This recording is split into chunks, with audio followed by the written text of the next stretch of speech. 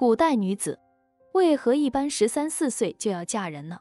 在古代，女子13、14岁被称为豆蔻年华，比喻这个年龄段的少女如豆蔻一般，含苞待放。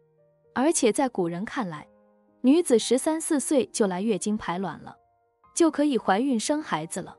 那么，古代女子为什么10几岁就要嫁人呢？难道是比现代人更加成熟吗？答案显然是不是的。古代女子之所以早早嫁人，主要出于以下的几点原因。第一，古人寿命较短，古代经济和生活水平不高，而且医疗水平也很低，人们的普遍寿命都不高，能活到60、70岁的人就比较少。古代的人均寿命短，人口增长缓慢，年轻人就需要承担一定的社会责任，所以女子一旦到了青春期，就要嫁人，及早的繁衍后代。还有的父母没有能力抚养子女，就将女儿交给他人做童养媳了。古代人的医学和生物知识不足，认为女孩来潮了，就代表已经完全发育成熟了，就可以结婚生子了。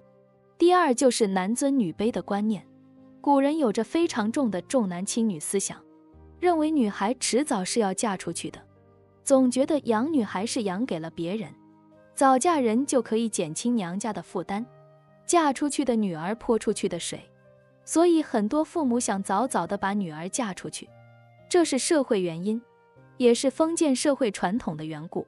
古人娶妻主要是为了生儿子，为了传宗接代，早娶妻早生儿，多子多福，人丁兴旺。在这种思想观念主导之下，早婚早育的现象非常普遍。第三，受到劳动力及粮食影响，需要早婚多育。我国古代是小农经济社会，决定国家强盛与否的就是人口数量。大家还记得勾践灭吴的故事吗？当时越国为了恢复人口，用法律明文规定女子17岁不嫁，其父母有罪；男子20岁不娶，父母也有罪。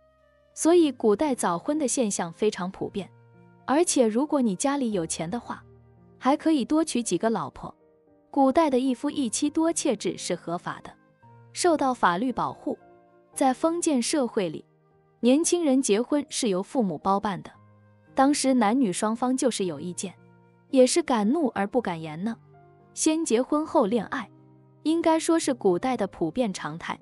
古代的女子没有地位，结婚也是父母之命，媒妁之言，在家听父母的，出嫁听丈夫的，孩子长大听孩子的，大家都是这样，所以在社会上就形成了一种共识了。很多人都会怕女儿过了岁数嫁不出去，所以早早的就开始准备女儿的婚事了。而如今呢，随着社会的进步，基本上消除了童婚现象，让女孩接受教育，已成为绝大多数家庭的普遍共识。女人享有与男人同等的政治权利，也已经被载入新的史册了。欢迎关注我的频道，这样就不会错过更多精彩内容。